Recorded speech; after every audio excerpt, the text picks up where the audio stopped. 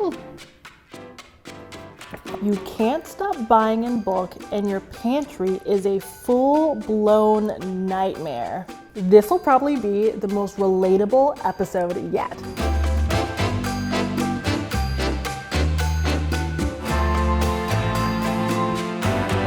Welcome to Interior Motives, where we solve wildly specific interior design troubles and craft a space that perfectly meets your design needs by exploring Wayfair's vast selection. Today, our goal is to design a maintainable pantry that can accommodate all of the bulk size products you can't stop buying. Let's face it, the pantry is way more functional when it's organized. We also want to make sure it looks magazine worthy. On TV, they make designing a pantry look so easy, but a lot more goes into it besides arranging Oreos in a jar, though that can be really fun. If you don't have a great way to store that 50-pound bag of flour, you're going to have to spend way more money on 10 5-pound bags of flour. Regardless of your design style, there are several key objectives for any pantry. Objective number 1, ensure that your pantry is maintainable. It doesn't matter if you design a pretty pantry if in 2 days it's in shambles because your organization system doesn't make any sense or is too labor intensive. You've got to maintain to stay sane. Objective number 2, make sure your pantry has more storage than you think you need. On whatever day you're organizing, you may only have a fraction of the food items you normally have. You need to make sure you have a place for the food items you purchase on your next big Costco or Sam's trip. Objective number 3, mix aesthetically pleasing storage containers with the food containers products come in. Sometimes it doesn't make any sense to empty a food product into a new container. It actually shortens the lifespan of that food product, which is wasteful. Think sleeves of crackers or cookies. We will incorporate baskets into the design, which will hide the ugly food containers so that your space can look chic without leading to food waste. Practicality comes first here. Objective number 4, it's best to keep it simple. How often do you lose food in your own cupboards? The answer is probably more often than you'd like to admit. Therefore, we want to refrain from adding too many colors, textures, and patterns to the pantry because it becomes visually overwhelming. Cooking dinner shouldn't feel like playing a game of Where's Waldo. As we move through today's episode, remember that pantries come in all shapes and sizes. So don't feel the need to incorporate every single storage solution into every pantry. Pick and choose what works for you. With that being said, let's get started. Storage shelves, the Rosetta Stones of the storage world. I'm begging you, please measure.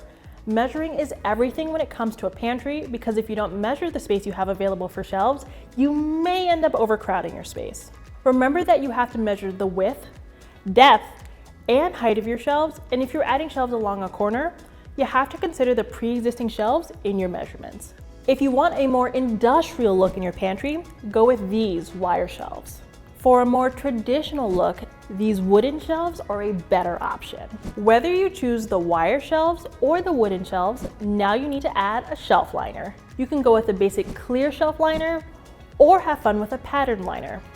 On the wire shelf, shelf liners are crucial because they prevent products from slipping through the wires. Now that we have the shelves, let's get them organized so that you can actually put your food on them. Remember those food items that you shouldn't put into a new container? I'm talking about applesauce packets, fruit snacks, crackers, and things like that. Place those items in these wicker baskets. In fact, I'd like you to dedicate an entire standing shelf to these wicker baskets. You'd be surprised by how many items don't need to be emptied into a new container, but do need a designated home. I recommend sorting items into categories after your next grocery trip, and then labeling the baskets accordingly. I love that these labels are reusable.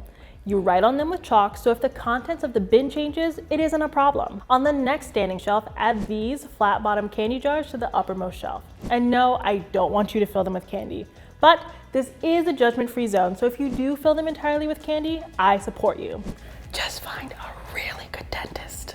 These are great for storage because you can unscrew them without having to remove them from the shelf because of their flat bottoms. You can use these for beans, rice, or whatever you want. I like to add a wooden dry scoop to these containers so that I can easily scoop and go. On the 3 lower shelves of this standing shelf, add these glass storage jars. Glass storage jars are great for pantries because they last way longer than plastic.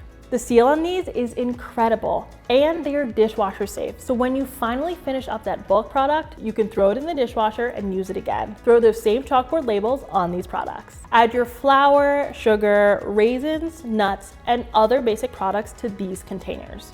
You'd be amazed by how much more streamlined cooking becomes when your pantry is organized in this way. On the second shelf from the bottom, add these dry good dispensers. They really bring out my inner child. You fill them with any dry goods, twist them, and it releases the product. This is great for cereals you eat every day. Heart health is wealth though, so maybe throw some oatmeal in there too.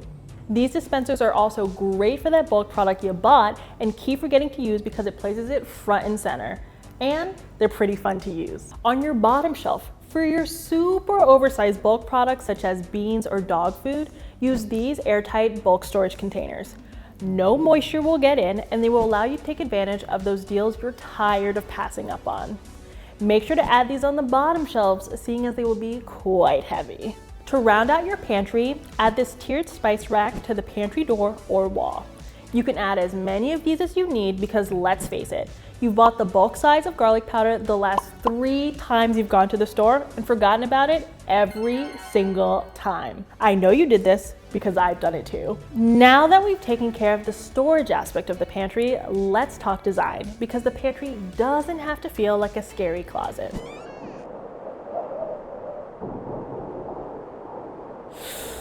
No. To set the tone for our pantry, we're going to add this gray rug.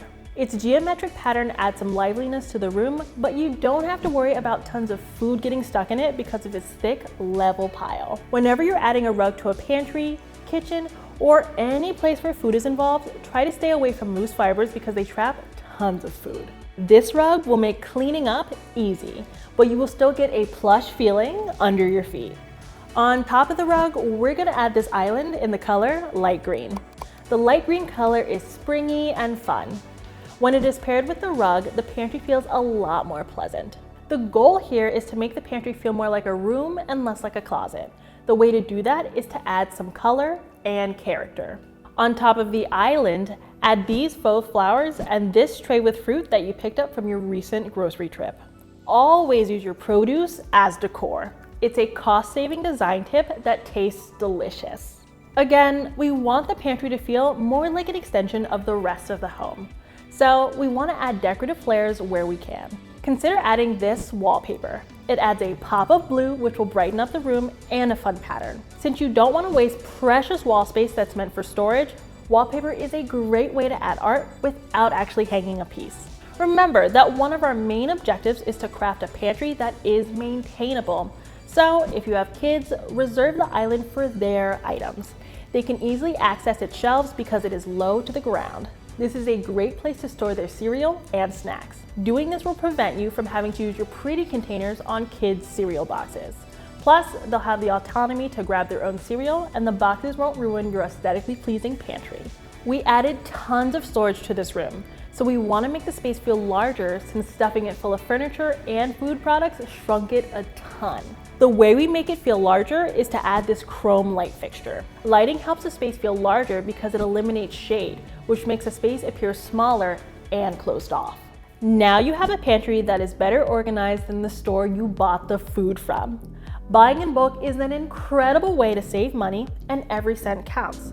The key is designing your pantry in an easily maintainable way so that you are always aware of what you have and never overbuy. From now on, you'll always maximize the best bulk deals and your pantry will feel more like another room in your home instead of a scary food closet where things get lost like Narnia. Tune into our next episode of Interior Motives for another wildly specific design challenge. Let's hope it doesn't cause me to spiral.